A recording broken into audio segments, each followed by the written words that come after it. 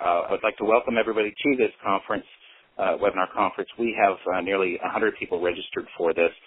We are very grateful to have Marco Evangelisti do the presentation today on this important topic. Marco's got a very extensive financial background. He was a Fulbright scholar in mathematics and economics and studied at the University of California in Berkeley. He worked extensively in the financial industry and then went and got a master's focusing on the intersection between public art and ecology, which is fascinating. I've never discussed that with him, but maybe we'll have time to get into that today, but probably not since the agenda is so packed. Marco is one of the key folks who are supporting the Public Banking Institute, as well as he helped found the Slow Money Northern California group. And so it's our honor to have Marco Evangelisti on this call. And just for housekeeping, I do want to mention that the webinar is being recorded. It will be available for download a little later on, probably not today, but certainly by the end of the week. We are having a QA session for all this material, which will be next Tuesday at noon Pacific time. And if you are able in the chat session when you submit a question, just put I've got your name, but just identify your location as to where you're listening to this. And I want to also let you know there will be a survey and a way for you to ask specific questions to Marco, which he will compile and review in next Tuesday's session, which is the QA session, again, noon Pacific time next Tuesday.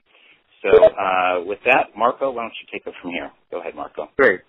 Thank you, Mark. Thank you for this opportunity, and welcome, everybody. I want to put this talk in a larger context. In the last 4 years, I have been engaged in what Joanna Macy, who is a wonderful meditation teacher and ecologist, calls the Great Turning. And the Great Turning is the shift in society and all its institutions that is required to bring about an environmentally sustainable, socially just, and spiritually fulfilling human presence on this planet. So that's a very big project. In the last year and a half, the way I participated in the Great Turning is by developing a curriculum that I called Essential Knowledge for Transition that explains in layman's terms, in simple terms, how 3 of the large systems that affect our society work. And that is the money and banking system, the economic system, and the financial system, and how we need to shift them to bring about the Great Turning. So I'm particularly excited about talking to you about the money and banking system for a couple of reasons. First, it's basically the tail that wags the dog. If we don't fix the money and banking system, it's very hard to transform the economic system and the financial system. And the 3 of them really act like the operating system of society. If you have programmed in your life, you know that writing programs on a faulty operating system is very hard.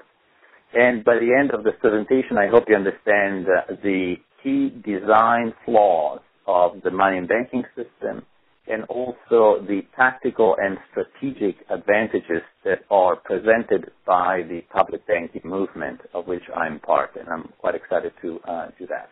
So we have quite an ambitious agenda. First of all, I want to give you the motivation for this, and I'm giving you the punchlines for the whole presentation in the next 5 minutes.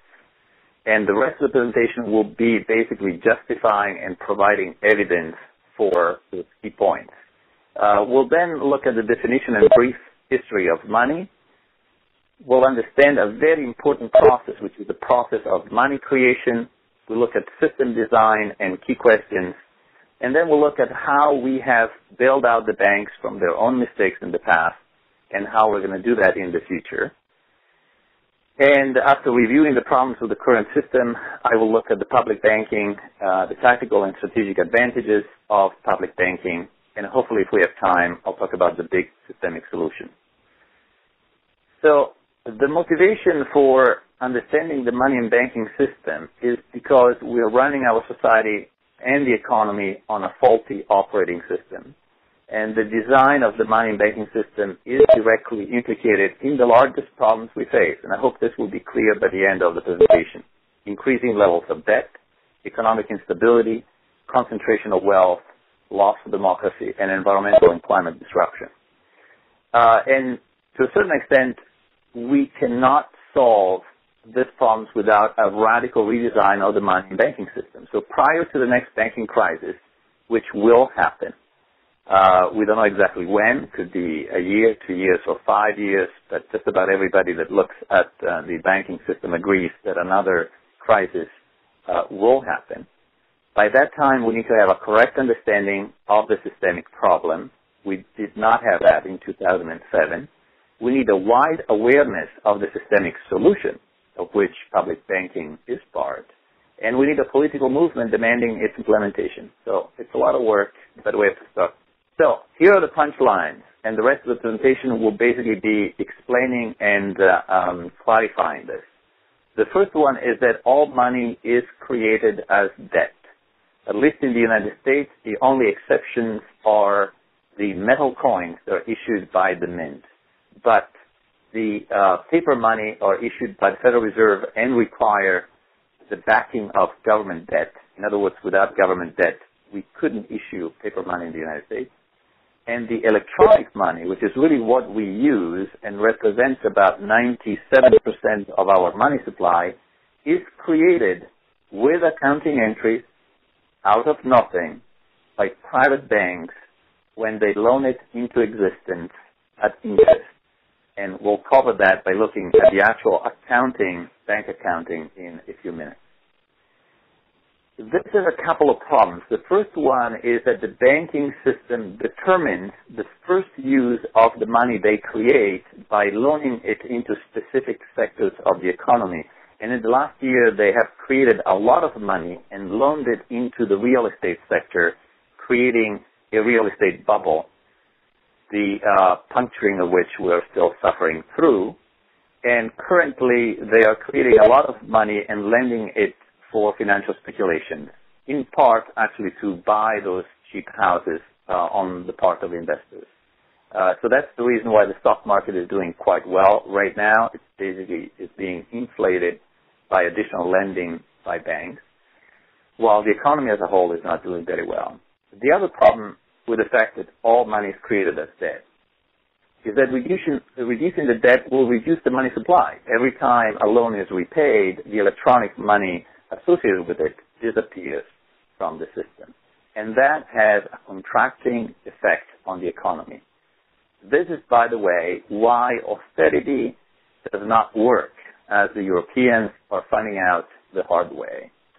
The second point of the punchline, if you want, and the big flaw in the design of the monetary system is that no money is ever created to repay the interest on that debt.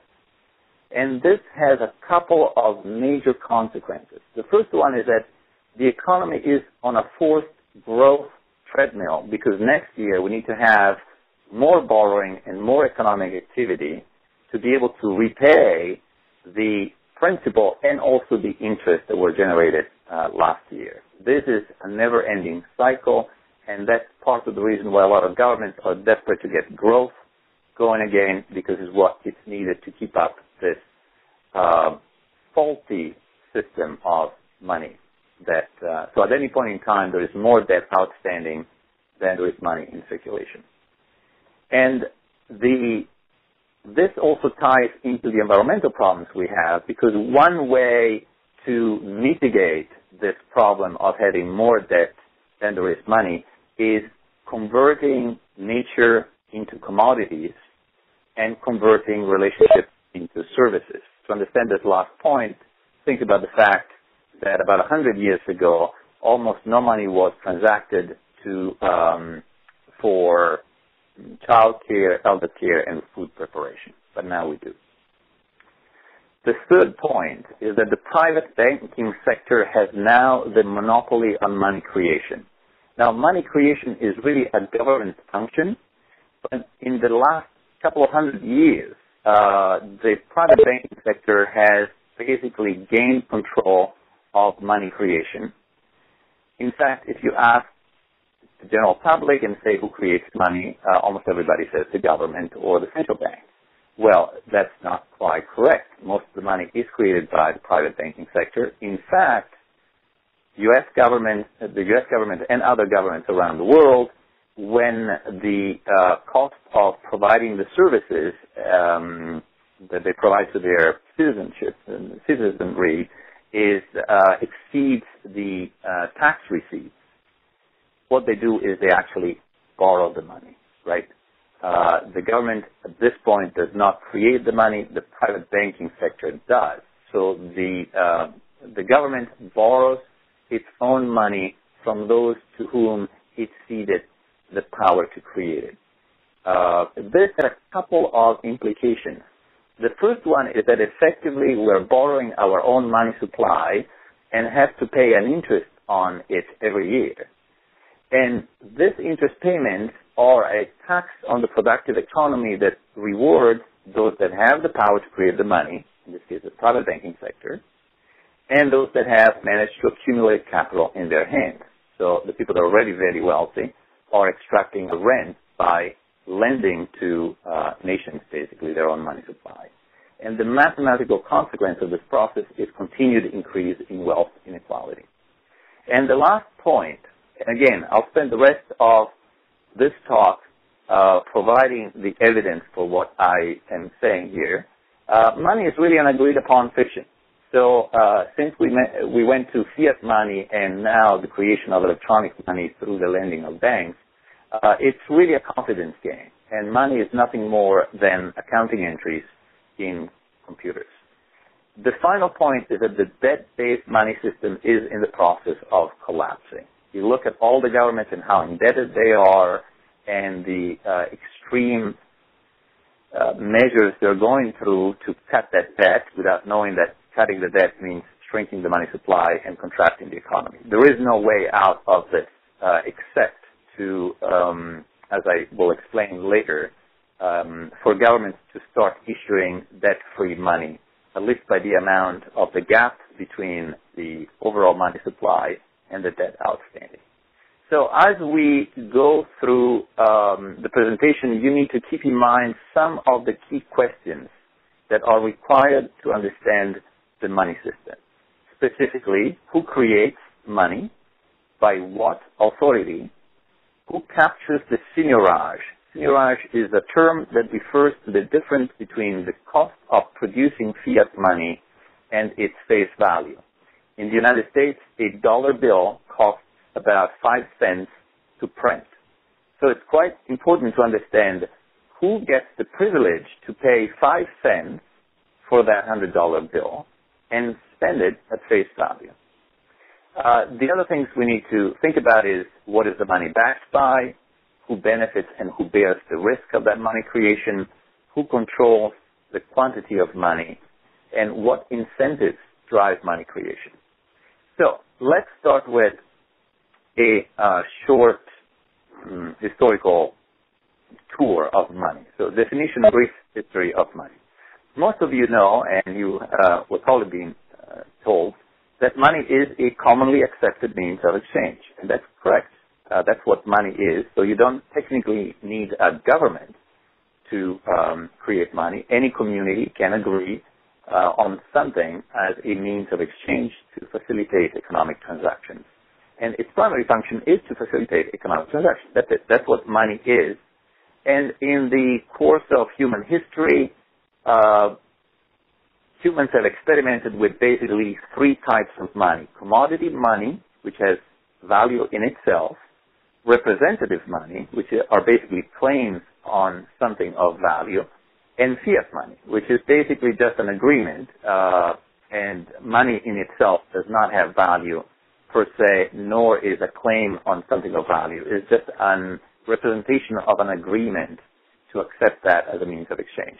So if we look at commodity money, historically, arrowheads have been used, bricks of salt, nails, tobacco leaves, gold, silver, etc. And you understand these are things that are somewhat portable, somewhat divisible, somewhat uniform, not all of them, and have value in themselves.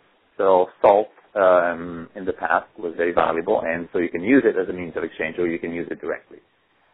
Representative money is basically money that is a claim on something of value. It's typically a commodity receipt. For example, gold receipts are representative money. In fact, the U.S. dollar prior to 1933 was a type of representative money. $20.67 corresponded to 1 ounce of gold, and technically you could go to the bank and get your gold for the money or the dollars you have on hand. Now, the fractional reserve system made that impossible for everybody. To go back, but that's a different story. In 1933, that convertibility was taken away. And I would argue that postal stamps are representative money because they represent the service of delivering a piece of mail across the country or something else. Now, fiat money is, shells, tally sticks, colonial scripts, continentals, United States after August 15, 1971, and most modern national currencies. It's important to understand that fiat money is just, fiat comes from the Latin let it be, it's just an agreement. And so there are 3 ways for a sovereign government to issue fiat money. The first one is to spend it into existence. For example, the Roman metal coins prior to Caesar were very cheap, made of brass, and they were created and spent into existence to build the great structures that we have, the Colosseums, the aqueducts, and so on. Tally sticks were used for 700 years in England, and I'll talk a little bit about the continentals and the greenbacks. Another very smart way for a sovereign government to issue fiat money is to lend it into existence, and I'll talk briefly about the colonial scrip in Pennsylvania before 1765. And the less clever way is to borrow, if you're a sovereign government, is to borrow your own money into existence, which is the way most modern governments are doing it now because they've given the power to create the money to the private sector. So the tally sticks, I'm just going to show you how they look. I don't have time to go into it. I'm just going to say that they worked for 734 years in England, and in the 18th century represented about 80% of the overall money supply. This was basically fiat money spent into existence by the government, in that case, the king. The colonial scrip in Pennsylvania is a great example of a fiat currency that was lent into existence. So in March 2nd, 1723, remember that the colonists in the United States had a problem because they had very little money that was coming from England. And so they experimented with various ways to accommodate the growing economic transactions of the new colonies. And in Pennsylvania, in March 2nd, 1723, the Pennsylvania Assembly issued 15,000 so-called colonial scripts, which are just printed pieces of paper. And they did something very clever. They lent 11,000 into the economy at a 5% interest, and they spent the remaining 4,000 for public works and to pay for government administrative expenses. Remember the one problem I mentioned in my punchlines, which is no money was ever created to repay the interest on the debt. That's the problem we have right now, but in Pennsylvania they solved that problem because they created enough money to repay that 5% interest, in fact, more than that. And the other thing they did is they decided not to loan more than 100 scripts to each person. They actually wanted the poor and entrepreneurial people to have a chance. This worked very well. In December, they did another 30,000. Similar process, loaned most of it, spent 3,500. And the process was repeated over the following 50 years, and that was the period in the history of the United States where the prices were most stable. We never had price stability to that extent. A lot of people say, oh, if the government can print money, we're going to have inflation. During the Pennsylvania years, that did not occur over 50 years. So this is a picture of the continentals that were used. This was spent into existence, and the greenbacks were actually spent into existence during the Civil War and financed most of the costs of the Civil War in the South. Unfortunately, I don't have a lot of time, but I just wanted to give you a sense for the types of money, the fact that fiat money can be issued by the government and spent into existence or lent into existence. And that would be at the end of the day, the way to solve the design problem of our money system. So let's talk about banking and money creation, which is a very important topic. And Mark mentioned at the Public Banking in America conference that this is a taboo subject. So we're going to break that taboo.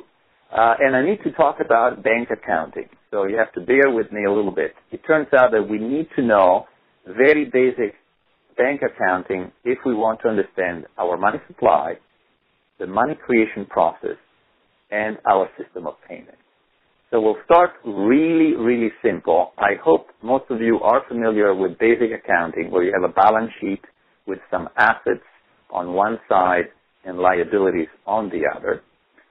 Let's imagine a group of people came together, raised $1 million, and created a very simple bank. They used $500,000 to buy a bank building, and then they put $500,000 in the vault. And they basically opened the bank for business. The way it would look from an accounting standpoint is you have an equity capital of $1 million, that's the liability, and the assets are the cash and the bank building itself.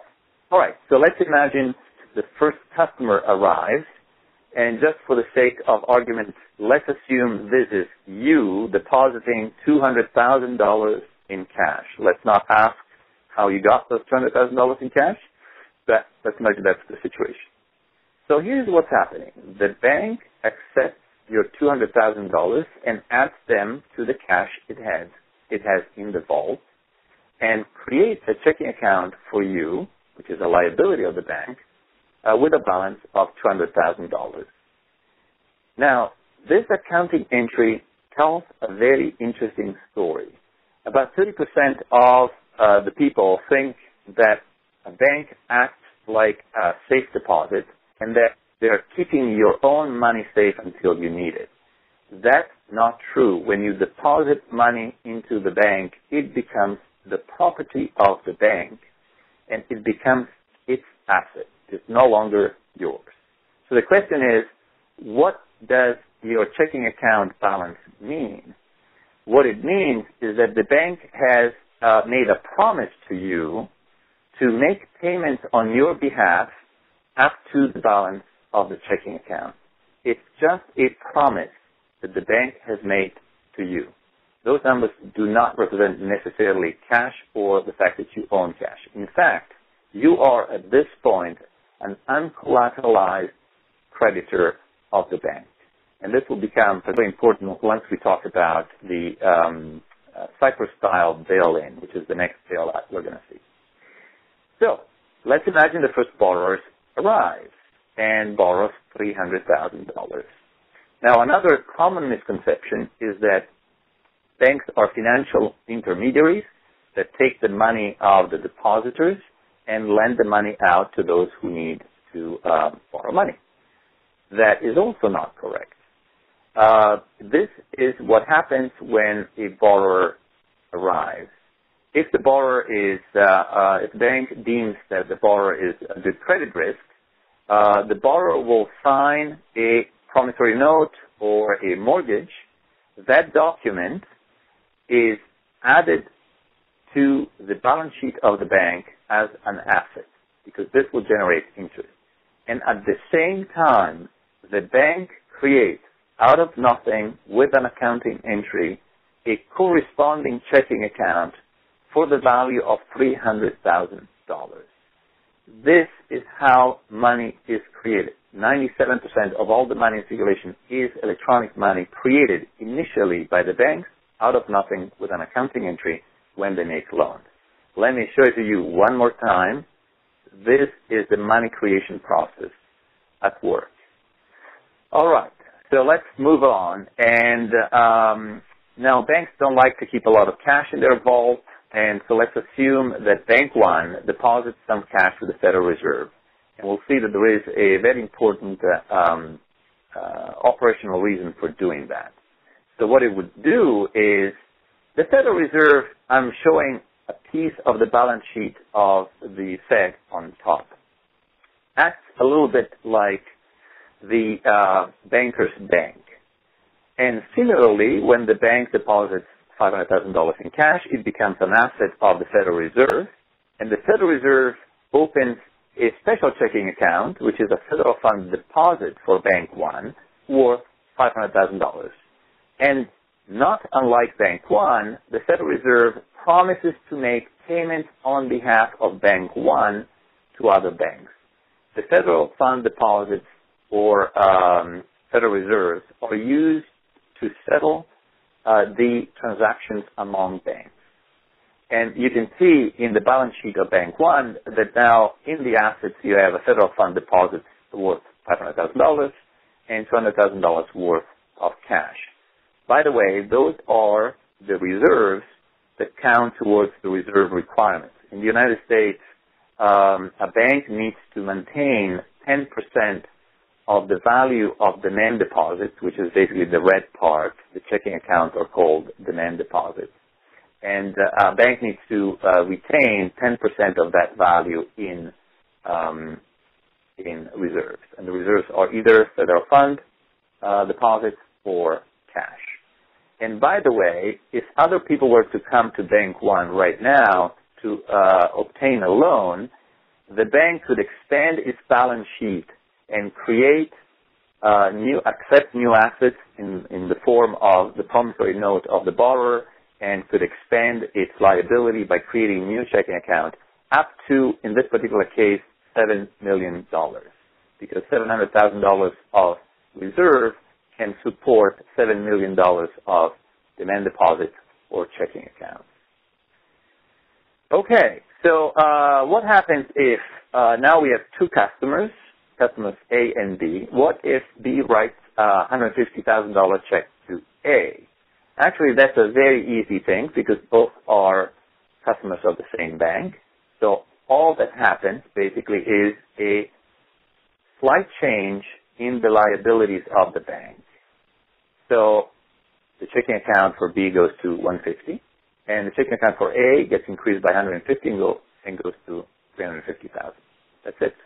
Now, the situation is a little bit more complicated. If customer A, writes $200,000 check to customer C, which is banking with a different bank. So here, what I have now is a before and after. The before is on the left-hand side, and I'm showing you the balance sheet of Bank One and Bank Two.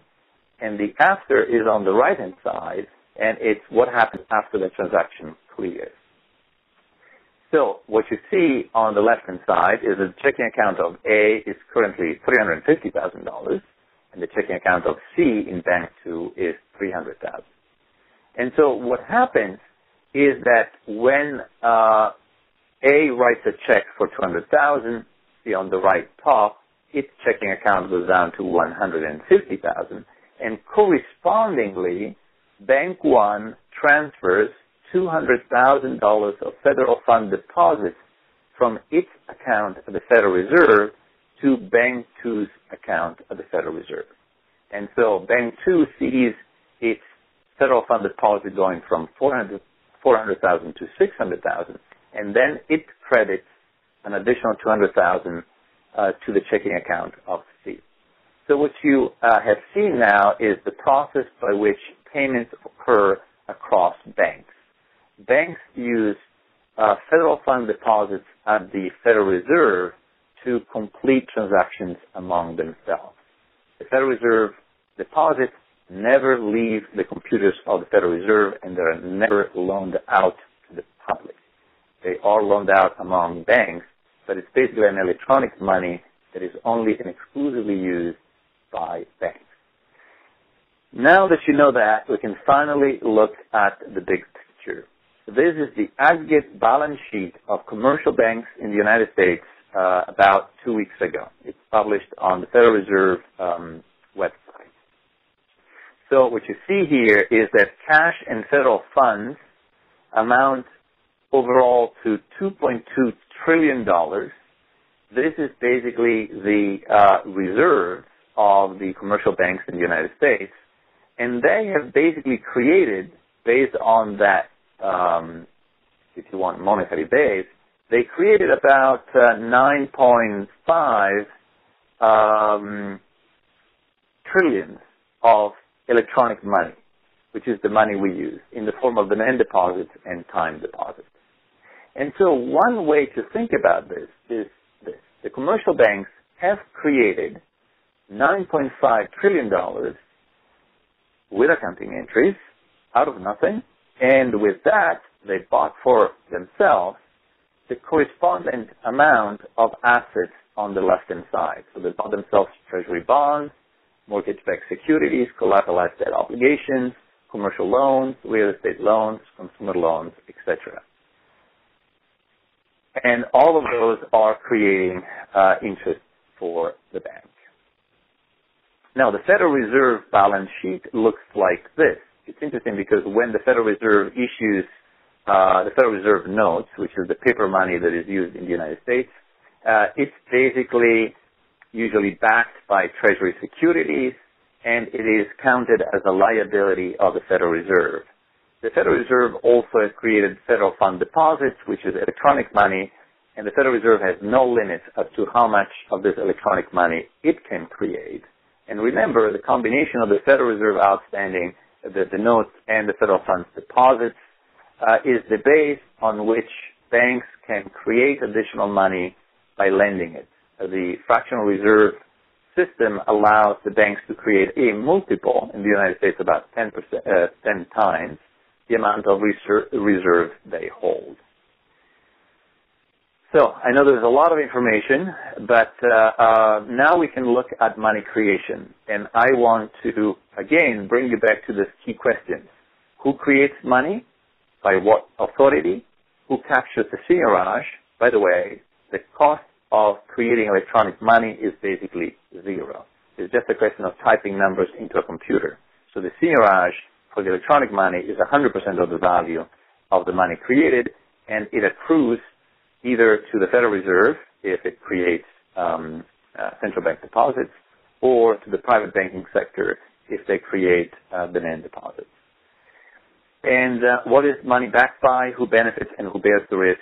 And who controls the quantity of money? And what are the incentives to drive money creation? So let's answer those questions. I just wanted to put side by side the balance sheet of the Federal Reserve and the private banking sector in the United States.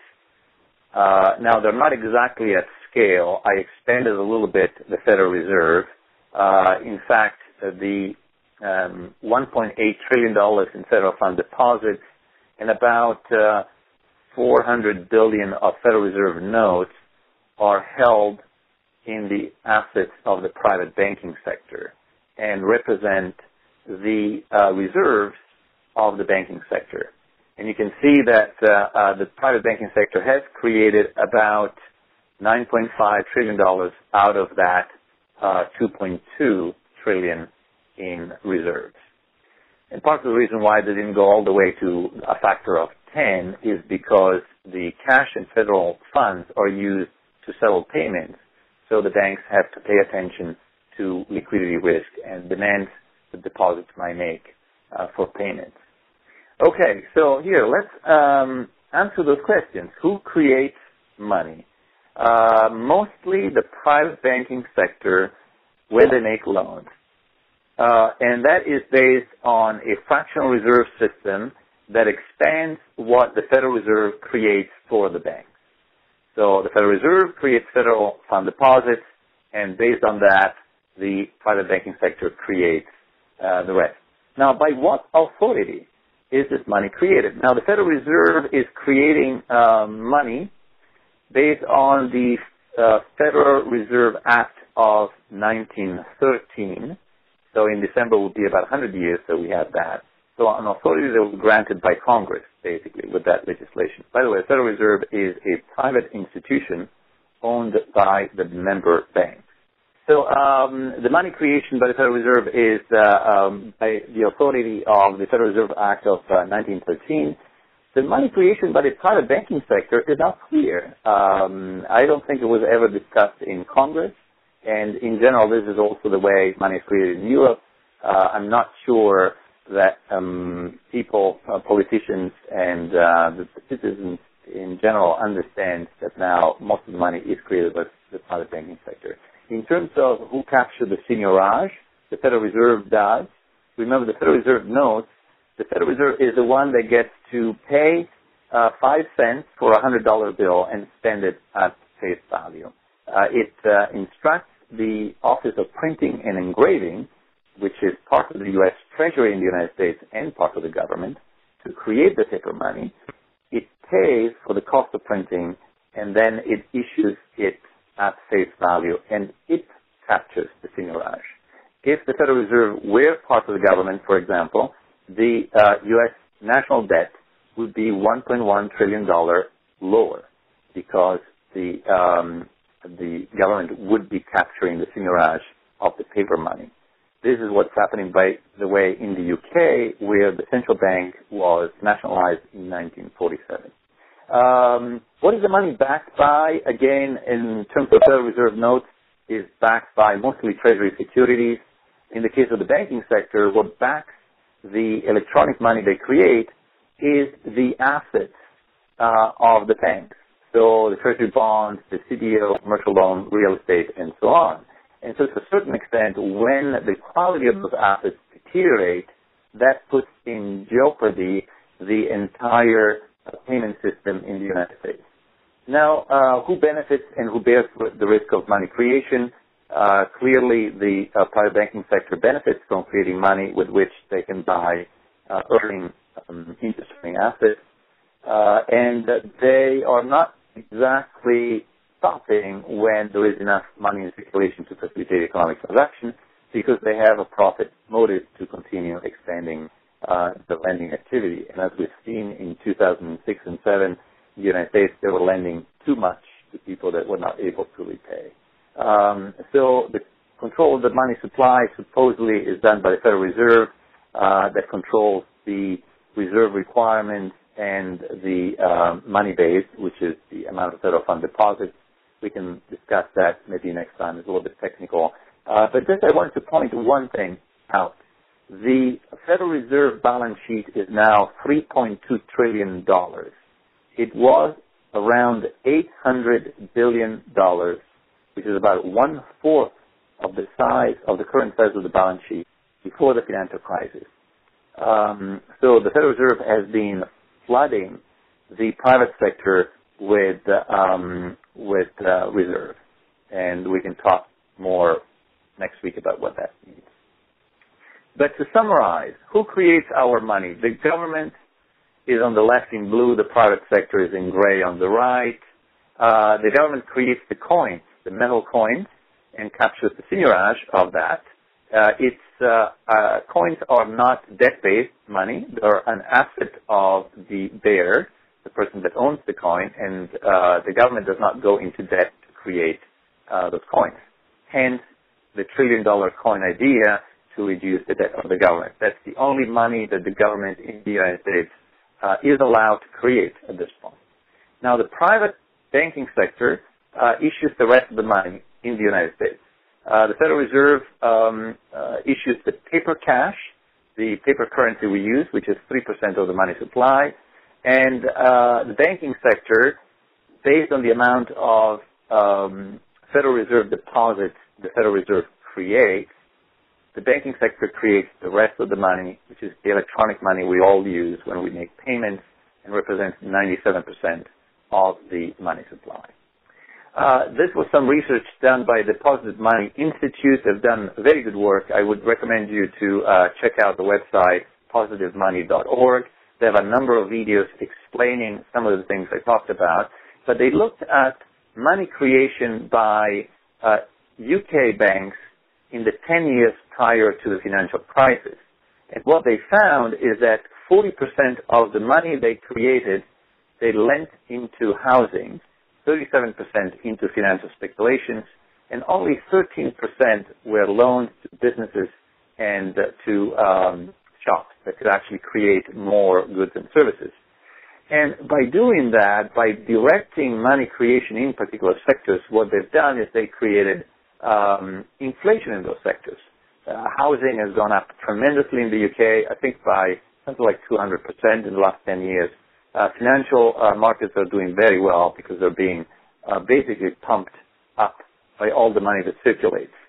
And the money that really could create new goods and services, which is the one given to non-financial businesses, is just a tiny minority of the money that is created by the banks.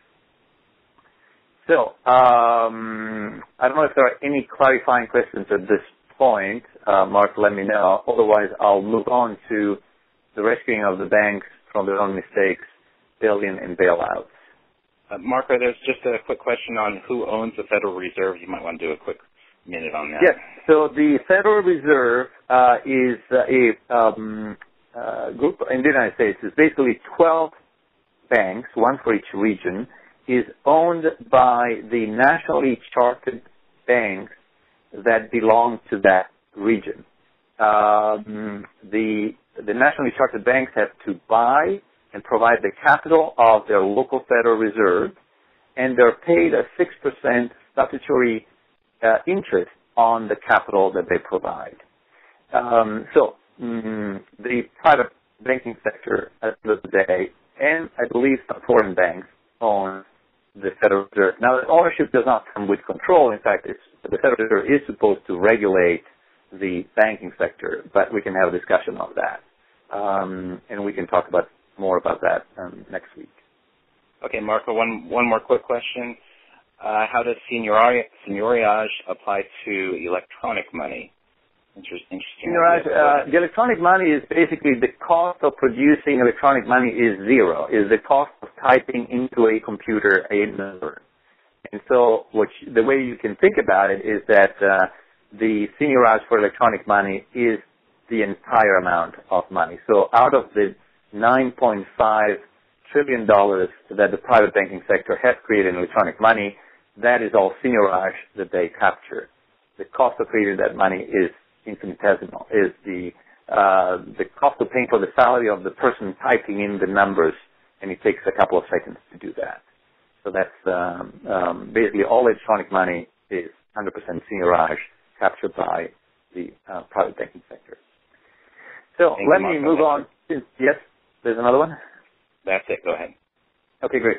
So, rescuing the banks from their own mistakes. Now, Martin Wolf is a senior financial writer for the Financial Times, and he is basically recognized also that the system is not working.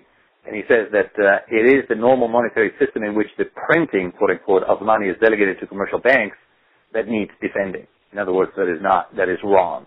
This delegates a core public function, the creation of money, to a private and often irresponsible commercial oligopoly. So, because of the irresponsible lending of the private banking sector, we had to rescue them from their own mistakes, and we in the United States used various strategies: TARP, government bailouts, stealth bailout, which is the quantitative easing 3, and the last one is the bailout 2.0 Cyprus style, which I will talk about. So, what happens when a bank gets in trouble? There's a very simple bank. Let's imagine the borrower A defaults on its loan.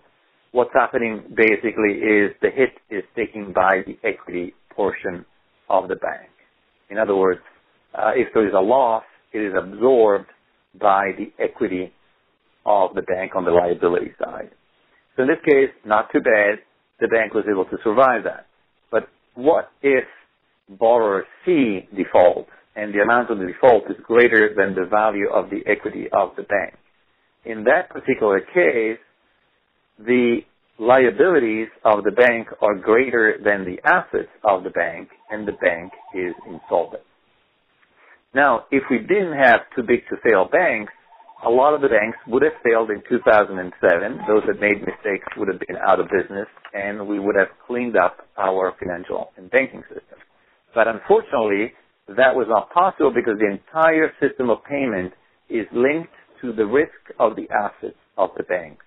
So what we did is, first was TARP, which is the Troubled Asset Relief Program. I think it was about a $700 billion program paid by taxpayers. Thank you very much. And what they basically did is they swapped questionable assets for cash or treasury bonds. Basically, they replaced something that was not worth $300,000 $300,000. That's basically the essence of TARP. It's a public subsidy to the banks to clean up their troubled assets. Another way to do that is for the government to recapitalize the bank. And again, the trick here is that the government has to pay for the equity way more than the equity is worth. So in this particular case, the government pays $300,000 in cash and gets, quote unquote, $100,000 worth of equity. In the case of CD Corp, the government injected $25 billion in preferred non-voting stock, and that is just a minority of the equity of Citicorp at the time. The day this happened, the total market capitalization of Citicorp was $23 billion. In other words, the government could have bought the whole thing for $2 billion less. It is a giveaway from the public and from the taxpayers to the private banking sector. Now, the other maneuver that is happening right now is the quantitative easing 3. So the way it works is that the Federal Reserve issues $85 billion every month of new bank deposits, basically Federal Reserve deposits, and swaps them for a combination of Treasury bonds and mortgage-backed securities of the banks. In other words, it's cleaning up the banks a little bit at a time by replacing some of the assets, some of which are a little bit questionable in value, with actual reserves. And that's why there are so many reserves right now in the banking sector. And the Federal Reserve can keep doing this forever. The reason for doing this is to restart the credit flow into the real economy, but of course that is not happening. What's happening is that the bank's assets are being cleaned up a little bit at a time by an expansion of the balance sheet of the Federal Reserve. And finally, and this is the most interesting one, is the Cyprus-style bailout. Dodd-Frank, which is a regulation that came in place in the United States after the financial crisis, basically prohibits the use of taxpayer money for another bailout of the banks linked to derivatives risks, and we'll talk maybe next week about that. But basically, in Cyprus, what happens is that when the bad assets of the banks in Cyprus, in this case, this was a government debt of Greece that defaulted. What happened is that they basically converted part of the checking accounts that, remember, are uncollateralized loans, basically, are uncollateralized deposits, right? Creditors. The depositors are creditors to the bank. They took those uncollateralized liabilities and converted them into equity of the bank. And this is actually the way the next bailout will occur because of Dodd-Frank. And what we're talking about is a confiscation of the deposits of the depositors of the banks and a conversion into equity of the bank of much lesser value. So we can talk about that maybe next week. But so let me recap the system design flaws and where the public banking solution really comes in. As we've seen, the problems with the current system is the following. The money is created with the issuance of debt, but no money is ever created to repay the interest on that debt. Remember, when money was created, when a loan was issued, the only amount of electronic money created was the principal of that loan. But if you look at the system, the monetary banking system as a whole, no bank ever creates electronic money to repay any of the interest. So we're talking about an impossible contract, and the debt repayments and defaults shrink the money supply, and there's always going to be someone who will be unable to repay his or her own debt. The money is created by unaccountable private entities, and its quantity is driven by their profit motive. So in the good times, they'll try to lend as much as possible until they lend too much. And then the quality of the assets will deteriorate, destabilizing the system of payments, and at that point, the government is called in to fix the mess. So we, the people, through the taxing power of our governments, are the ultimate backers of the money created and directed by the banks. So if you want, our money is equal to the bank's IOU. The liabilities of the banks is what we have collectively agreed to use as a means of exchange. The bank IOUs are backed by the bank's risky assets. So our payment system is actually linked to the credit and investment risk that the banks assume with their assets. And the government is on the hook when those risks blow up. And there is also a moral hazard that provide a perverse incentive, right? The Federal Deposit Insurance Corporation and the too big to fail idea provides an incentive for the banking sector to take on a lot of risk if those risks pay out. They translate into profits for the banks. And if they don't pay out and something bad happens, then you have either the FDIC or the government step in and clean up the mess.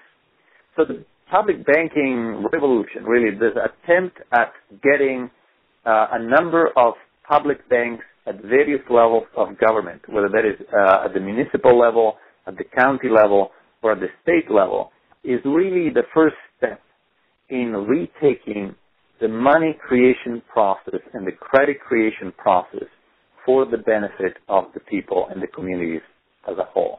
And it's a way to direct that money creation towards activities that are productive and not towards speculation. So the tactical advantages of public banking are the following. A lot of municipalities and states deposit their tax revenues with the too big to fail banks. And the next time they will fail, they will probably confiscate some of the deposits, including the tax revenues that this government have collected. So having a public bank allows for the shelter of those tax revenues from the risk of a bail-in confiscation by the too big to fail banks. The other thing that a public bank can do is can create credit and direct it towards productive activities. One key topic to understand is this: not all money creation is inflationary. If you create money and you lend it into positive, productive economic activities, those activities create new services and goods that can absorb the additional money so created. And so when you create money and you lend it to entrepreneurs, to businesses that create new services and new goods that circulate in the economy, that additional amount of goods and services absorb the additional money so created. When you lend money, create money, and lend it into something like financial speculation or buying an existing stock of houses, then all you're doing is you're inflating those goods and services. The other tactical advantage of public banking is that it replaces expensive capital appreciation financing with affordable low-interest loans. Well, I haven't talked about capital appreciation bonds. That may be the next talk. But a lot of strapped municipalities are going to private investors to finance, let's say, the construction of a new school. And these capital appreciation bonds don't require any interest payments or any payments for a number of years. But then at the end of the contract, the cost turns out to be a multiple of the money initially borrowed. And so a public bank could actually provide low-interest loans for those types of infrastructure projects. Since a public bank will capture the interest, would become an additional revenue stream for local governments, and local governments in the United States are strapped for cash, and a new revenue stream would be quite attractive. The other tactical advantage of public banking is that it acts counter-cyclically and can compensate for the credit contraction of private banks. Private banks right now have contracted credit, especially to the productive economy. They're lending again, mostly for speculation. But businesses, you probably know, small and medium businesses have a very hard time getting loans from banks because they're basically restricted credit at this point.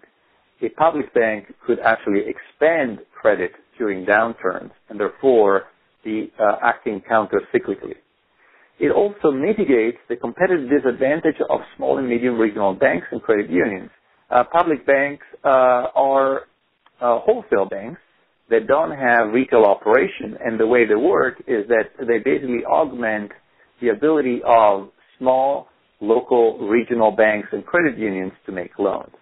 So right now, the large banks, the too big to fail, have a competitive advantage towards the smaller banks because they have the backing of the government and therefore they're seen as less risky and have access to capital more cheaply. So this actually having public banks can mitigate competitive disadvantage that small and medium regional banks have.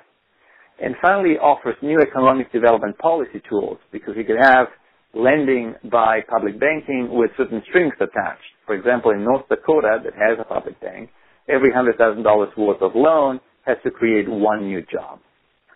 The strategic advantages of public banking is that it models a transparent and accountable credit creation directed towards local productive activities for the common good. And this stands in contrast to the opaque and unaccountable credit creation of the private banking sector, mostly towards financial and real estate speculation, with the ultimate goal of augmenting or maximizing the profits of the banks.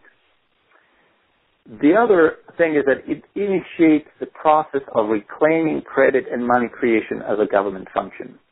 Public bank is owned by a local or regional government, and so it reclaims the credit and money creation as a government function. And finally, provides a tested and working alternative to the current private banking system when the next crisis occur, so that next time, instead of using $780 billion to bail out the banks through the TARP program, we could have, for example, a brand new national bank capitalized with $780 billion that can extend $7.8 trillion worth of credit, replacing all the credit that was being provided by the too big to fail banks that made mistakes and need to go. So, I don't think I have time to go into the systemic solution and new possibilities. Maybe I'll talk about that very briefly, which is, our debt is our money supply. The difference between debt and money supply is the interest for which no money is created. This is really where we need to go, which is at a certain point the government needs to start issuing money debt-free, at least by the amount of the difference between the overall money supply and the debt outstanding. There's no way out of that. So anyhow, I'm going to skip through that. But the path towards the solution, which is this. We need to build an understanding and awareness of the problem, build on the public banking movement. Next time they fail, we need to nationalize the too big to fail banks and not give them back after we clean them up. Keep them for public use, since we, the public, are bearing the risk when they make mistakes. We should just keep them for use for the common good. And we really need to turn the private banking sector into financial intermediaries and let them compete and get capital for the lenders. Okay, so I think that has pretty much exhausted my time. This is my contact information. If you have any questions, you can go through my website, essentialknowledgefortransition.com, ek4t.com, about and contact, and you can send me an email. Okay, Marco, I want to thank you for this wonderful presentation. There is an interesting question asked by Zeno Swichnik. Treasury says that if you take a broad view of all the bailout programs, taxpayers are actually looking at a $9 billion profit. He'd like to know your response. No, I mean, what's happening is that most of the TARP money has been paid back, so there isn't really much of a profit from that. But saying that TARP didn't cost anything to taxpayer neglects the fact that because of the banking crisis, we had a tremendous economic downturn that cost a lot in terms of tax revenues to the government, that expanded the debt of the government because more government services were needed, like unemployment benefits and the food stamps and so on, and millions of people have lost their jobs. So whether it's technically true that most of the money used for TARP has been repaid, it's nowhere near 9 million. I mean, it's basically, I think it's roughly break even in that narrow sense. But if you expand your view and look at the economic cost of this economic crisis and the personal cost of communities and people that lost their jobs is really enormous. One other thing that we need to keep in mind is that the Federal Reserve actually ended up extending something like maybe that's where the $9 trillion come from. The $9 trillion is probably the line of credit that at a certain point the Federal Reserve extended to the private sector. No, he said $9 billion. Excuse me, just to. Oh, $9 billion. Oh, it might be. It might be right. It could be $9 billion. Again, compared to the loss in the economy and the job and the decline in tax revenues, I would say $9 billion.